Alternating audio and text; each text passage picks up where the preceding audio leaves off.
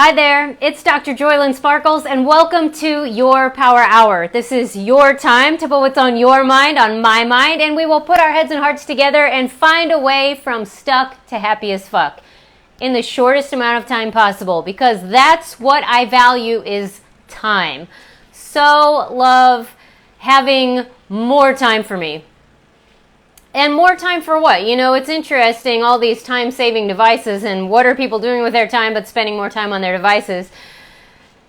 And hey, that's where a lot of us will start, but really it's so we can have more us and do the things we'd like to do, including some of this work that is easy to put off and somewhat unpleasant, and it seems like our feelings are always inconveniently timed. Trust me, I know that one. But that's what time is for us to discover ourselves and have more of ourselves. So with a lot that's been coming up with clients and in myself and things that I've been hearing just from lots of people all around is that things are and have been changing at quite a pace. And things are really different. And one of the things that may leave us feeling lost or crunchy or stuck is actually that we haven't acknowledged a new reality. So we keep recreating and replaying an old one and it doesn't fit. And this is actually sort of fun, because once we do this reality check and say, holy shit, look at how I've grown, no wonder things aren't working the way that they used to, it's actually one of those sighs of relief, because it isn't that we have more work to do, it's that we actually did the fucking work and we made it through to the other side. And sometimes we just get so caught up in the improvement, in the process, in the doing, in the needing to work, into knowing where our shadows are and knowing where our rough edges are and working on them, that we actually forget that we've been working on them. And things are changing. And because that was our intention, we have been doing the work, that things will change. And they have changed. And so some of the things that might be feeling like they're falling apart or don't fit anymore, it's because they really don't, because they don't match this new you. And I also wanted to bring in to this reality check some of the pearls of wisdom that I wish I had gotten when I was in the earlier stages of the process, as far as real, like fucking reality.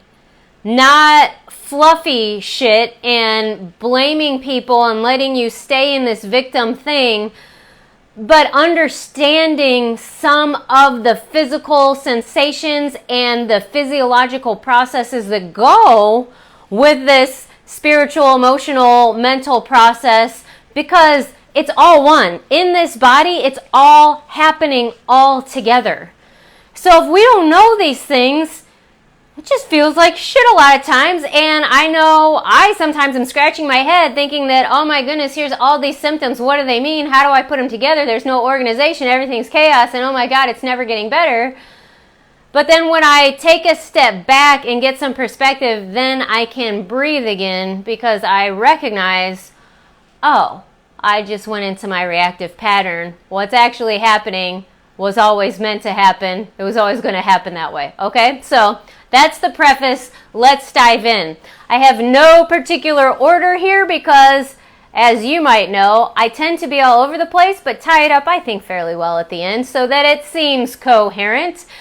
And hi, I'm a fire hose. The drinking fountain is broken, so there's no little sips. You're getting a shit ton at once. That's why Power Hour is actually only 30 minutes, because that's how much information you're actually getting at this time. And again, you're a badass if you're here, because that's all I work with. So thanks for being here, and let's jump into this reality check, okay? One of them, the first thing that I know was coming up heavy for me last week, and it was my coach that actually kind of brought this to my awareness, and it's happened before. But she's like, are you actually just living the life of your dreams and you're just not admitting it? To where I had to recognize I was still holding on to a belief that things are too good to be true, so I would create some problems so that I could have a more familiar resonance in my life. Because let's look at what I've done here lately. I got divorced, which, yes, I love that guy. I still do. He has a very special place in my heart and in my history. But I can breathe now.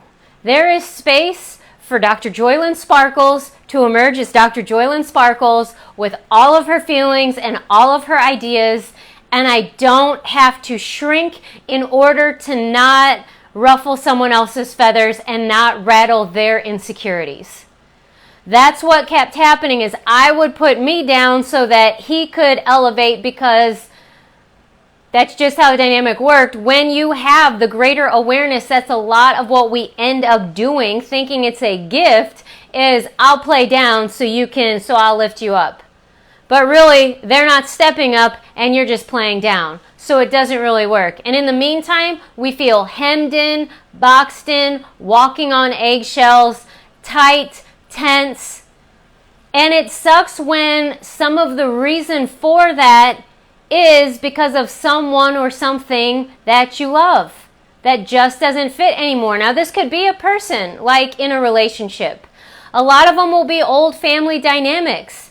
It might be a job or a hobby that you once absolutely loved, but it isn't fitting in the same way anymore. And the harder we keep trying to make it work for us because it used to, the more we have to work and shrink and contort and cut off parts of ourselves so that we can still fit in that box. We have to give ourselves space to grow. So now I'm actually living in a place that when I grew up in Southern Illinois, California was like where Juicy Fruit commercials took place. It wasn't even hardly real. It was a place where other people got to live, and I'm living here. And now also having friends that, and I've actually had some good luck with friends my whole life, but here having some friendships that are actually healing childhood wounds. People giving me love and me waiting for the string to present itself, and there is none. They actually just want to be there for me. Which I knew these people existed because I was one of those people where I just like people. I just want to be with them and I just want to give to them and lift them up because I think they're valuable and lovable, and there wasn't anything about what I was going to get. It was just that's what friendships were, and finally I'm finding them. And actually now what's funny is recognizing that they were there. I just was so focused on saving a marriage that I wasn't really seeing some of the friendships for the beauty that they are. So now I get to have all of that. And also stepping into, and I know it's sort of a joke, but I'm going to learn how to play tennis. I've always wanted to know how to play tennis. I didn't ever get to have an individual sport growing up. It was always team sports, which I absolutely love. But I always kind of wanted to learn tennis, and in my marriage, I was trained and groomed into a mountain sports athlete, which were individual sports, so it was kind of a step. I do love skiing, but I'm now figuring out where mountain biking fits in my life. It was such a big part and fixture in the relationship because that's what he did, to where now coming out of it, I'm like, I don't know how I feel about it, and I'm giving myself some time. So my life is so spacious. It's big. The clients, you guys are fucking amazing and badass, and you make me happy to wake up to know that other people are doing this. Too good to be true isn't true anymore. I will put a caveat on this because I often do. We can recognize when it's too good to be true because it's not honest, either from ourselves or coming from someone else. That's not the same thing. There actually is an ascension, an awakening, a quickening to where good things, us waking up, us dropping old limiting beliefs, that's happening faster and faster, and more people are doing it. It's real. It's not too good to be true. It is true. It's really happening. The thing is that it is actually threatening to the current reality, and so they're going to fight harder to present a picture of it is the way that it always was and is actually getting worse. And you know from me talking about this process that whenever you take a step in the direction that you'd like, all that's not congruent is going to show up. So that's why some of those events, why some discordant and disharmonious relationship dynamics will start to present themselves, because they're not congruent. But this is real. It's good. The good is real. The good is real. How do I know? Because you're here. How can you know the good is real? Because you're here. You don't have to doubt your own good anymore. Okay? That's reality check number 1. Whew. We could end there. Fucking A, you're good. Can you trust that? Can you trust that you're a loving, caring human being, even if you present as an asshole from time to time because you still got some stuff you're working through? It's all true. But too good to be true is bullshit. All right. You know what else is bullshit? We'll just throw it in there. Your personal insecurity is bullshit. How do I know? Because it's not yours, it's learned. Almost everything that you know about yourself that is limited, scarce, small, unable, or unwilling is not you. Because you're infinite. That's who we actually all are. That's who we're moving to, is to remember who we really are, which is infinite and creative, which means we're also not done yet. So we're going to discover things about ourselves that have never been before. And we're going to do it in this meat suit as us, which is the only time we're going to get these characteristics, these traits, this DNA, this family of origin, this geographic location, this partnership. We get to do it as us, okay? The personal insecurity of I'm too fat, I'm ugly, I'm awkward, I talk too much, I'm not good at math, everybody likes somebody else, I'm not popular, I'm bad at money, whatever it is, it's all actually learned. Because from 0 to 7 you are operating in theta brainwave patterns and you just said, this is how the world works, tell me, I'm a sponge. And mom and dad and authority figures, church, aunts, uncles, grandparents, abusers, lovers, all of them, they all contributed. You picked up everything. So if mom and dad, and here's one, my mom and dad, both of them, and now if you go home, you'll probably hear it, oh, nobody listens to what I have to say. So do you know that's what I told myself for about 4 decades and then realized I want to be a public speaker? People better damn well believe and listen to what I have to say. But if I have a belief that nobody wants to hear what I have to say, do you know how hard it is to actually become a professional speaker? So that shit's got to go, and it wasn't even mine. It's my parents. And when I went home, I heard them say it over and over. No wonder.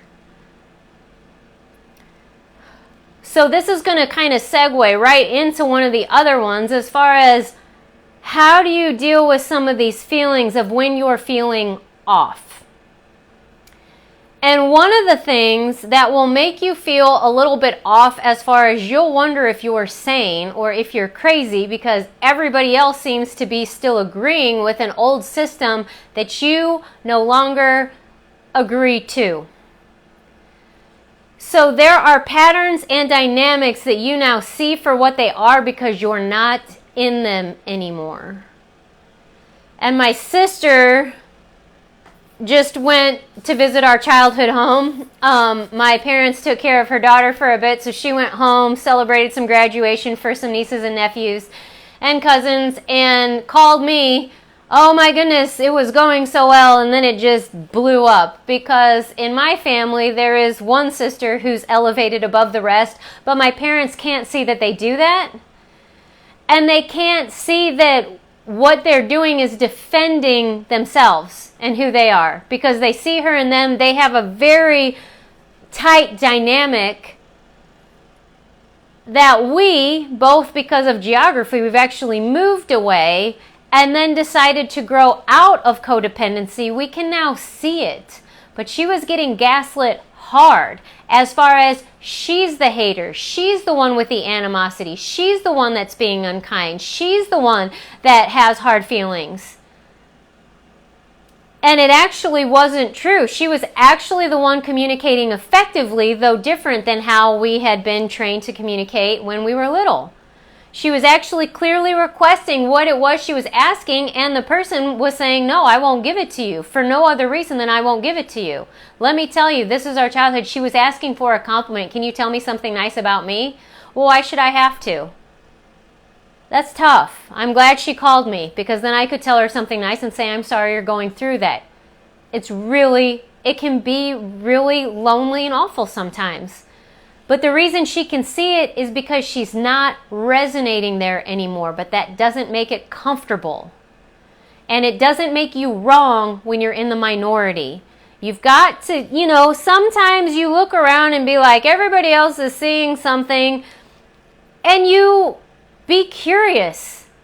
Am I missing something? Is there something I'm refusing to face? Is there something I need to know?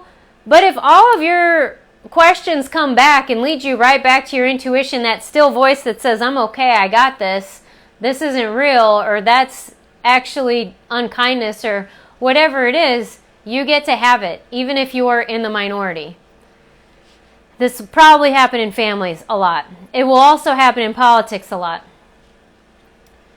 All right, so that's one way you might be feeling off. Another way you might be feeling off is you don't feel something that you used to feel because you've become it, meaning the distance has actually shrunken. This happens, we do this, and you'll see this in brain training, in happiness brain training a lot. We set a target, and we say, this is who I am, this is who I'm going to be. Like, for instance, me, one of my past ones was Queen, or right now it's ready. I'm ready. And so I actually know very well the feeling of getting ready, of being ready to be ready, of preparing, but to actually stand firm and say, I am ready, hands are open, all the work has been done, I'm just waiting for the arrival now, is different.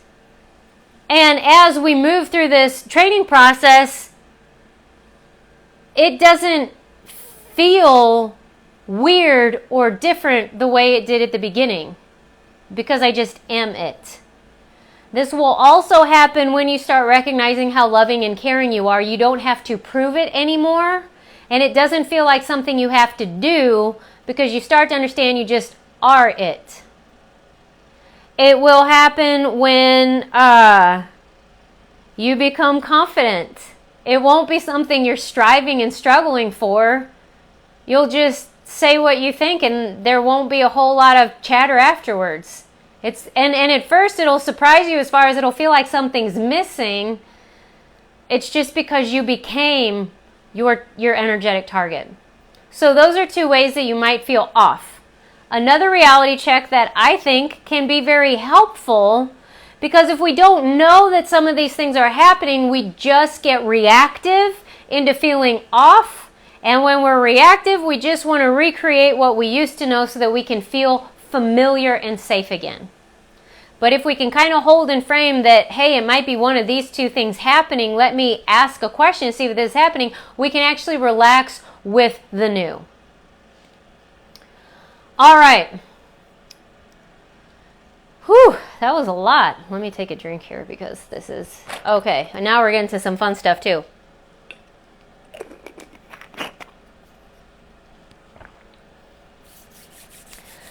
When we're talking reality, there's going to be sometimes, like, I love when people are like research-based, science-based.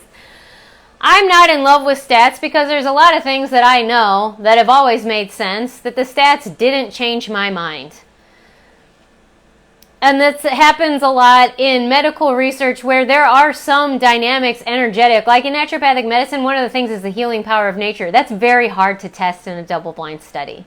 Placebo effect is real. The power of our minds has been documented, but people keep wanting to use that as a reason that things don't work, and it's absolutely fucking stupid, okay? But here's one reality check that I'll use stats with, because I don't think people are really in touch with the truth that trauma is the rule and not the exception. There is a great likelihood that perhaps 100% of us have been traumatized, but by the stats that Bessel van der Kolk has laid out very clearly and very well done in his book, The Body Keeps the Score, and if I misquote them, we can just go back, because I don't mean to misquote it, but I think it's 1 in 3 marriages have experienced domestic violence, and let me tell you, I know that's underreported, because you have people like me who believe themselves to be smart and intelligent and highly functioning. So it's really hard to admit that that's happening, because that's what happens to lower class people, right?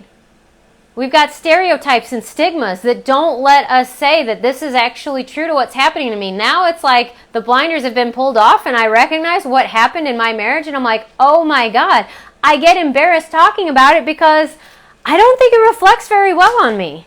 I think I look a little bit stupid for tolerating. Are you coming up here? Come on. Stimpy wants to join. Come on. Come on. That I look a little bit stupid for allowing and tolerating so much abuse and meanness, and sinking into believing it, and sinking into reacting and acting like a child. But you know, we get it when we get it, and we do it till we're bored, and then it starts to change. So it's always a gift. But hey, okay, that's it. But trauma's real. 1 in 4 kids, I believe, has been hit to where a mark has been left, or maybe that's 1 in 8, but that's where a visible mark has been left. That's not to say who's been hit. That's not to say who's been called names and told they're worthless. That's not to say who's been shaken as a baby and told repeatedly to shut the F up. That's all abuse. Here's the other one. Watching violence is violence, especially to little impressionable brains.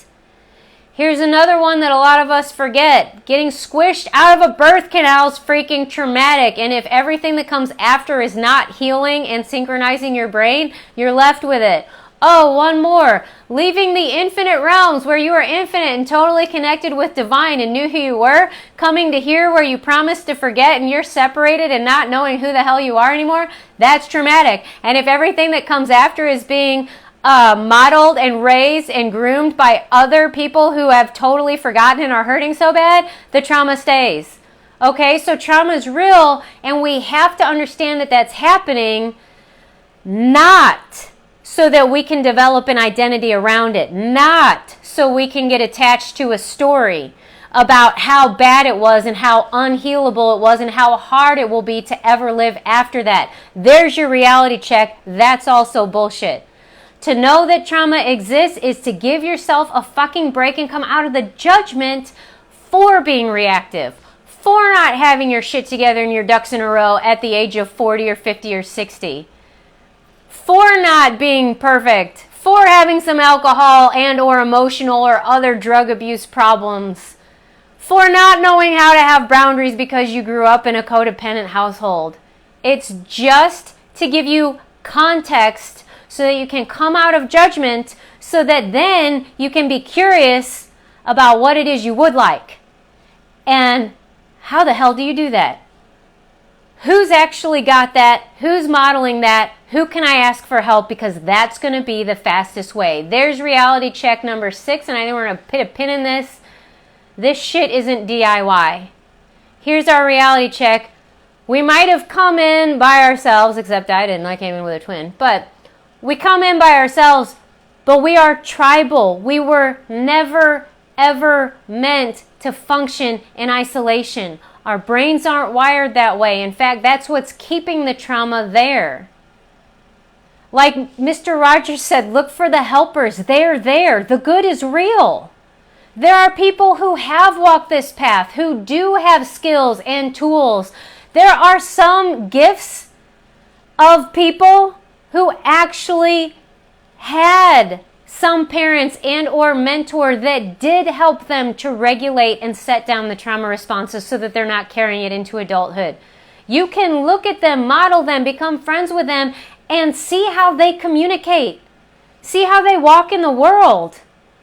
Know that it's a possibility for you.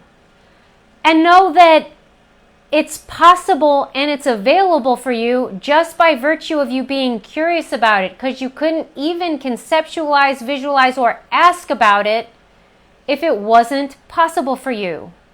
The universe, the love that it is, would never, ever do that. That's not how it works. The good is real.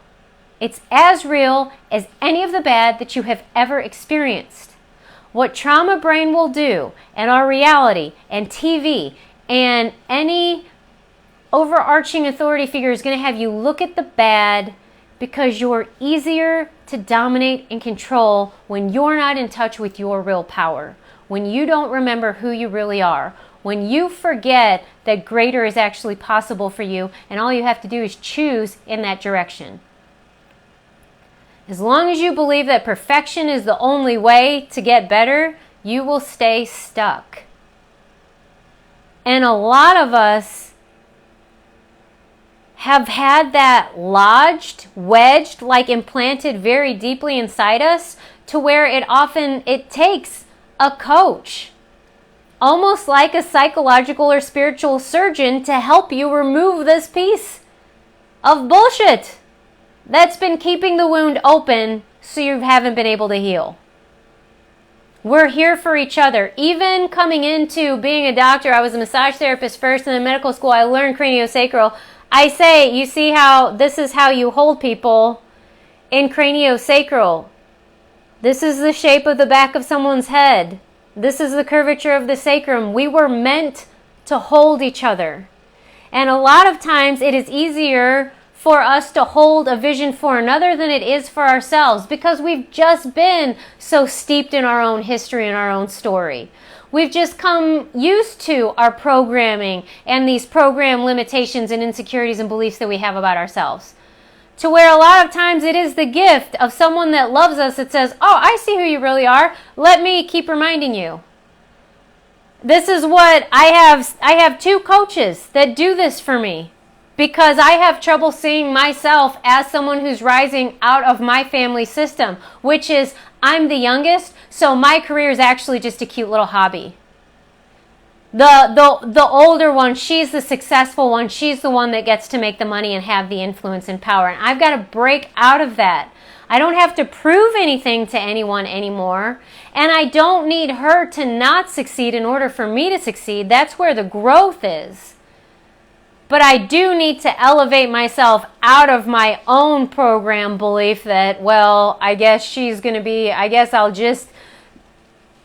And they say, no, I see who you are. I have one coach, I see you on TV. I see you public speaking. I see you on a TED stage. I actually see people looking at me now asking, what do I do?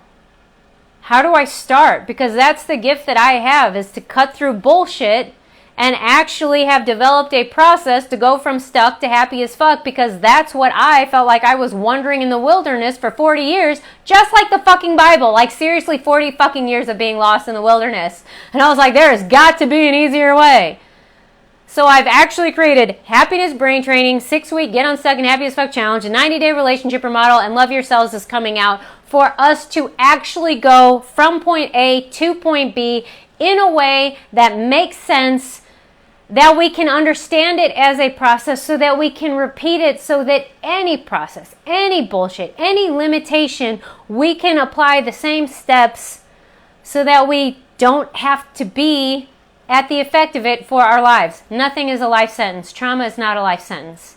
It's only going to depend on your willingness to release it and the amount of effort and time, like I went back to time at the beginning, that you're willing to invest in your freedom. And know that freedom is an absolute availability. Too good to be true isn't true anymore. That's our reality check. Freedom's possible. It's for you. You can have it. There are ways. There are people that can help you. There's your 5-point reality check right there. And you know what? There's actually other notes here. I'm just going to have to put it into a second power hour because this is a lot. Reality checks aren't all bad. I think for so many of us, we've actually forgotten to check in with ourselves and recognize how far we've come. To actually now see too good to be true isn't real. I can live my dream. Look it, I'm living it. Oh, anytime I judge myself and say I should be there already, I'm actually just in the middle of a process. I just haven't finished yet. I'm only judging myself from a little slice in time that I had a preconceived notion this is when it should, you hear that word, should have happened. But really, it's actually already in process. And if I take off that judgment and the resistance and the being pissed off that it hasn't already, it actually flows so much faster, and then I get there. Because there's no doubt that you can get there. And if you're feeling off, it might be because you're actually already there. You just haven't gotten used to the new temperature of the water. You're waiting for the contrast. You want to feel the contrast. You got used to being, this is cold. But you've gotten used to it, and now it's real. You're just part of that system now. That might be one. It might be that you're seeing things that other people can't or won't because you're not in the system anymore, and it might feel very uncomfortable and sometimes lonely. But none of this ever lasts forever, and none of it is an indication that you can't have it. None of it actually means that it is too good to be true and it's not available. So again, if that's all you get out of this reality check, know that what you'd like, you can have. And there are people who would love to see you have it. If they're not who you're surrounded by right now, get curious about where they are and who they are, and they will start showing up. Be prepared to see yourself get pissed at them and not like them at first because they're so foreign to your nervous system. But again, just let yourself stay curious, and it'll start to warm up and you'll start to enjoy them more. You will become more curious and interested in people who love you and what healthy feels like, so that those other people, you're going to spend less time trying to fix them, convince them, or have them understand you and your point of view. It just won't be an interesting way to spend your time anymore. And when you start making choices like that, too good to be true actually becomes true and real, and it stays. I am here for you.